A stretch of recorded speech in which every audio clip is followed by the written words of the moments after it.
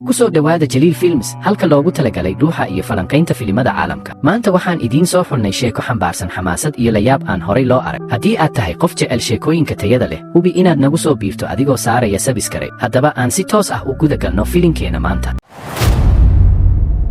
Hal baaldi oo kiimiko qashin ah ayaa si lama filaan ah hoos uga dhacay, dhulkana wuu wasakheeyey. Shaqaalihii goobta joogay si degdeg ah ayay afka u qabsadeen. Waxay si aamusnaan ah u qaadeen baaldiga oo gaari saareen, iyaga oo aan wax nadiifin ama jeermis dil samayn. Wax yar kadib ayaa meesha timid, waxayna leefleeftay biyihii kiimikada ahaa ee dhulka ku daatay. Isla maalintaas eygaas wuu isbedelay. Ilaaliyaha amniga ayaa noqday qofkii ugu horreeyey ee uu weeraro eygaas. Markii ilaaliyihii gurigiisa ku noqday, wuxuu yeeshay gaajo aad u badan, wuxuuna si joogto ah wax ugu gurayay xaaskiisa oo ag joogtay ayaa ku tiri, ma 3 maalmood baad wax cunin. Laakiin ma aysan ogayn in ninkeedu durba isbedelay. Si lama filaan ah ayuu madaxa kor u qaaday, wuxuuna ku booday xaaskiisa. Gabadhoodii ayaa qaaday digsi, waxayna ku dhufatay aabaheed si ay hooyadeed u badbaadiso. Kadib waxay hooyadeed la gashay qol, albaabkana way qufulay. Gabadhu waxay isku dayday inay booliiska wacdo, laakiin hooyadeedna iyaduna waa la qaaday cudurka. Ugu dambayn qoyska saddexdooda ah midna ma badbaadin. Fayrasku si aad u degdeg ah ayuu u faafay. Hal habeen gudaheed ku dhowaad 90% dadka ayaa cudurka qaaday. Subaxdii xigtay ninka geesiga ah ee Daashan ayaa soo toosay, wuxuuna ogaaday in walaashiis la waayey.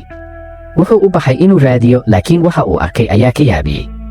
Dibadda waxa ka dhacay fowdo weyn, meel walbana waxaa joogay zombiyo.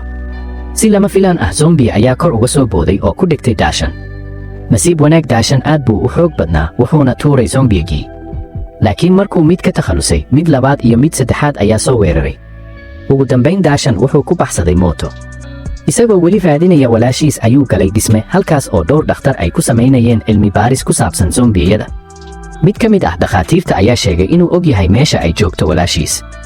Dhakhtarkaasi waxaa la yidhaahdaa Hiyomei, waana gabadhii wasiirka. Maadaama Daashan hore u ka xanaajiyey wasiirku wuxuu qabsaday walaashiis. Hiyomei waxay tidhi haddii Daashan u kaxeeyo iyaga magaalada 2 faa'iido ayaa jirta. Walaashiis waa la badbaadin karaa.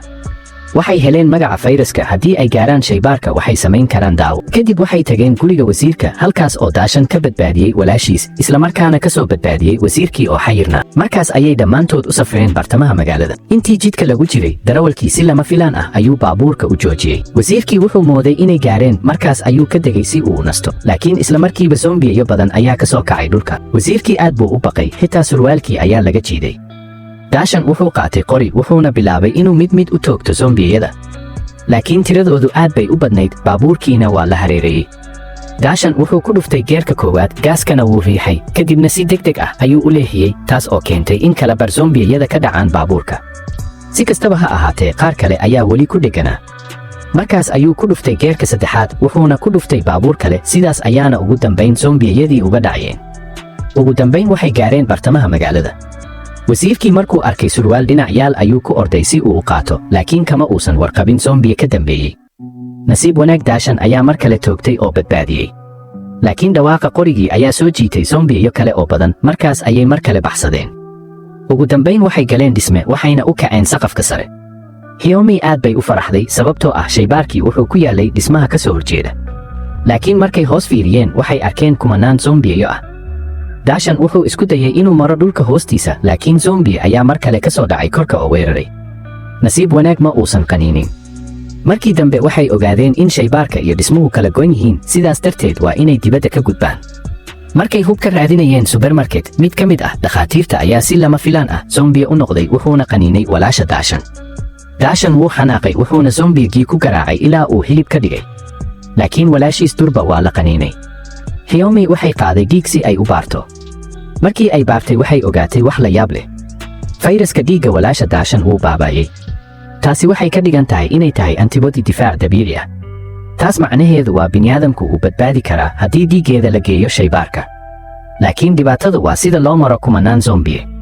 Daashan wuxuu xasuustay dhacdo hore, markii uu walaashiis ka badbaadiyey guriga wasiirka, waxay ku jirtay barkad biyo ah, zombiyaduna ma aysan gelin biyaha. Si uu u tijaabiyo fikraddiisa, Daashan wuxuu helay gaari dabdamis, wuxuuna qaaday tuubada biyaha.